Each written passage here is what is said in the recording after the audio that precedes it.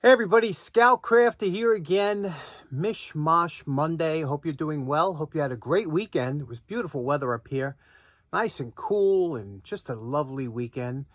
And today we have a project, an ambitious project we're going to try and tackle. And unfortunately, it's going to be a two-part project because with the drying of the glue and the paint and the matching, and it's just too much to do in one episode. So I hope you'll bear with me with that. It should be a good one. And we got a couple other things to get to. So let's get started right away. Okay, the first thing we're going to do before we start today's project is I got to change the filter on my poor man's air filtration system, which is a simple box fan and a 20 by 20 inch by 1 inch thick air filter that you just tape on to the front of here like this with two pieces of tape on the side.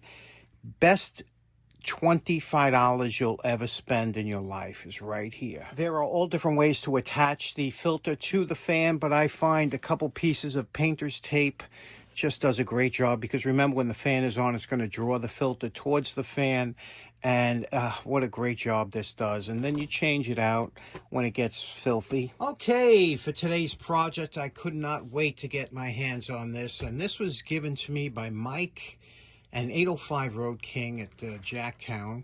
It is a World War I ammunition box. And now ammunition boxes have been around for a long time. It's imperative to keep your ammunition dry and clear of debris and things like that. So boxes, have been around for a long time. Again, this is World War I. The newer ammo boxes are made of metal, and they've been around since World War II. This type, very strong. They have a rubber seal in them. A lot of you have used them before, have them for storage. But what's so interesting about this World War I box was the type of latches they had. They had a leather handle up here, which is in good shape.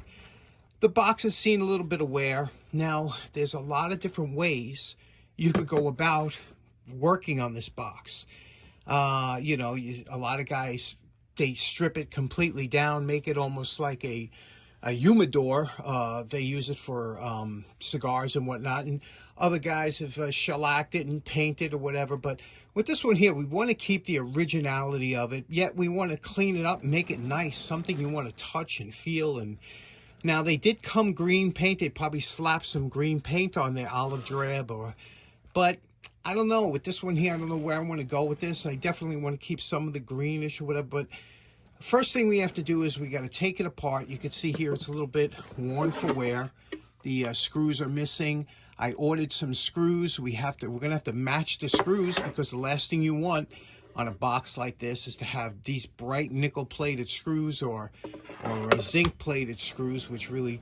So let's take as much hardware off as we can. The first thing you have to remember is when you're dealing with hardware, especially some of the things you want to save, get a good gunsmithing screwdriver set.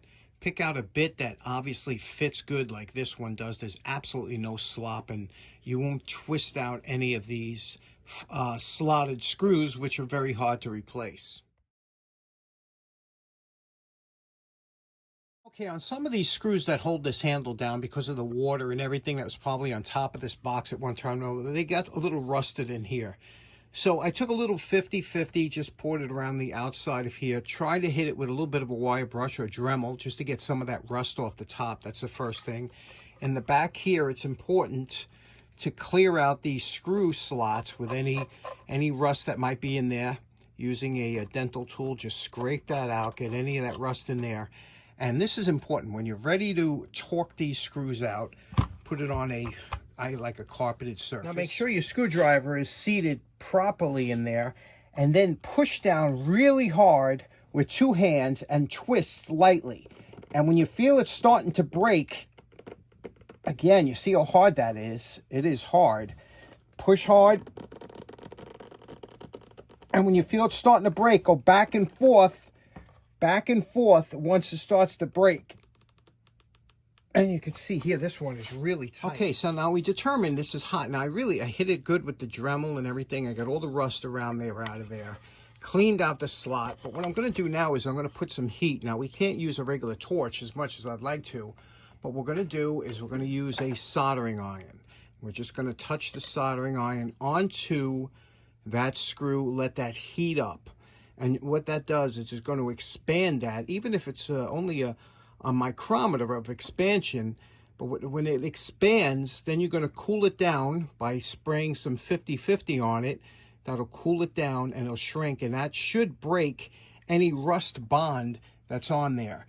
Now, to see if that screw is getting warm enough, I have my finger on the back of the head of the screw back here, and when that gets warm to the touch where I can't touch it anymore, I'll know it heated up enough, and then I'll drip some 50-50 on there and try it once again. Okay, we cooled it off with a little 50-50, putting it back down here, flat. Again, I'm putting all my weight on this, making sure that this screwdriver is seated nice and firm. Oh, this is tight. Oh, got a little bit of movement. Oh, see? When you have that movement, you go back and forth. There you go, see that? Okay. That was really tight. In fact, it actually broke the screw, which we're hoping not to happen. But that was really bonded in there. But we gave it our best shot. At least we didn't strip it out where we, where we had to try and drill it. Okay, here you can see this was in here. This is the screws broke on both of this one. You can see here there must have been some water got into this recess and just rusted that solid onto there. There was no way I could have gotten that out without break. But I did give it my best shot. I tried the heat. I tried the 50-50. It's just sometimes your screw's going to break or something, but I'm glad the two went on this one, so if we do have to re-tap it in case that's an odd size, it's only on one piece here. So okay, we're good to go. Okay, we cleaned up one of the screws here just to check the thread, and it is a 1032 thread. Okay, so that's a pretty common thread. This is a pretty common screw. I can get the screw. If it was an unusual screw, then I wouldn't even worry. So here is the stud, the rest of the screw that broke off in here, and now I really cleaned it with the wire brush around both sides. Now we can heat it with the torch.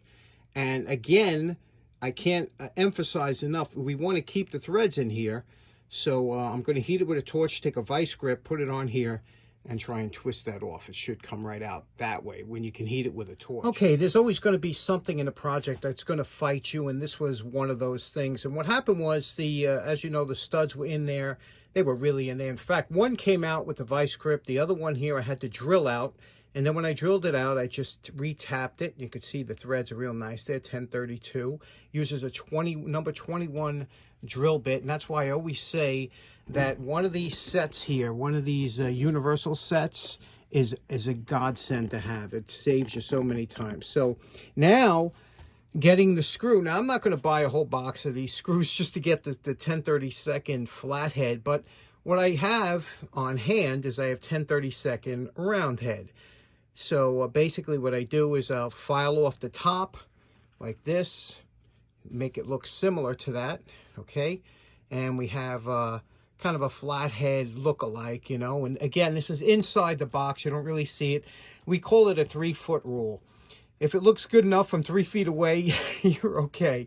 So let me show you what it looks like on the box. And here's the 3-foot rule. In case you're actually looking for it, you're really never going to notice the difference. So again, it depends on how extensive you want to go, but that's where we're going with this one. Now, because this is a period piece or an antique, our hands are tied of what we can do. Now, obviously I could get this smooth with a flap center stuff, but these have serial numbers, markings, everything. So this is wire brushing. That's the extent I can go with this hardware. I cannot do anything more than wire brush it. Now, as far as the screws, a lot of these screws that were on here were missing. So this is this original screw here, okay? And this is a number 8 by 1/2 inch. This one here is a new number 8 by 1/2 inch. You could see it's almost identical. This is a number 10. I ordered the next size up just in case. And let me show you why it's so imperative you have this right hardware. If you try and put number 10 screws in there, you see that screw head is proud of the countersink, which is no good, and it would stand out right away. this is what it looks like. This is what it should look like. You see how that screw sits nicely in the countersink, and that's what this number 8 does. The only problem is the zinc coating on the number 8 stands out. It looks too new, and it'll attract your eye right away to it. So what we're going to try and do is, first I'm going to try and wire brush off the zinc coating, see what happens. Let me do that. Okay, now that's with stripping off the zinc coating, and I used actually a file, the fiber wheel, all kinds of things to get it off, but it still comes out a little bit more shiny. You see that? It still kind of stands. So I got to find out a way to dull it. I'll probably use a torch and probably dull it that way, you know, a little oil dip. And so anyway, I got to get the hardware right. So that's a challenge too. Now, next up here, you can see where the screw, the hinges, the screw holes were oversized. That's why the screws fell out, and that's why the hinge top was damaged, you know, and fell off. Now, what we have to do here is we have to close down these holes are kind of stripped out from the wood screw. Remember, there was only a 1/2 inch of thread. So what we're going to do is we're going to put a drop of Tip-On glue into the hole along with a little sawdust, okay? And very little bit, and making sure that you with the Q-tip, push it in, move it around, and you want the hole to be exactly in the center where it was. You do not want to make this hole, you don't want to fill it in and have to drill a new hole, because that hinge is set perfect, you know, for the box. So we'll do that now.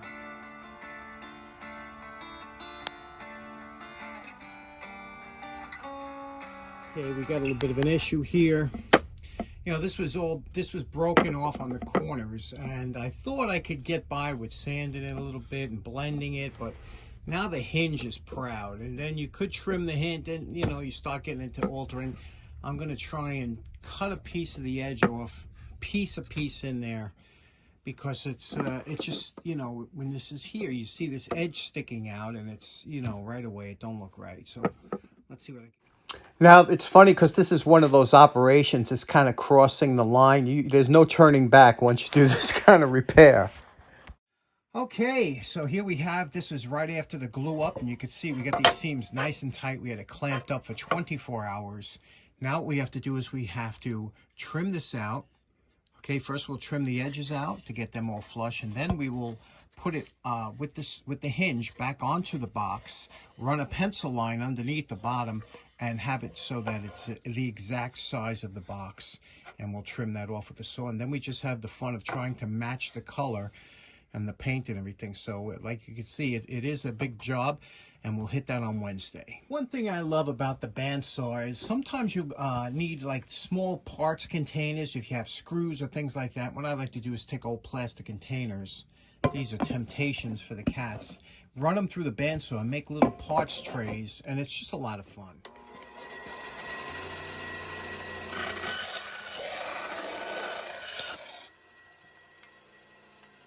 Now, unlike the magnetic containers, which always seems to be attracting all kinds of metallic dust and wire bits, these are stackable. If they get dirty, you can toss them away, but really good idea. All types of plastic containers. You can make lots of little parts trays. Okay, so in closing, I'm sorry we're doing a two-parter. I'd like to do all my projects in one day. I know a lot of you like to see the project done.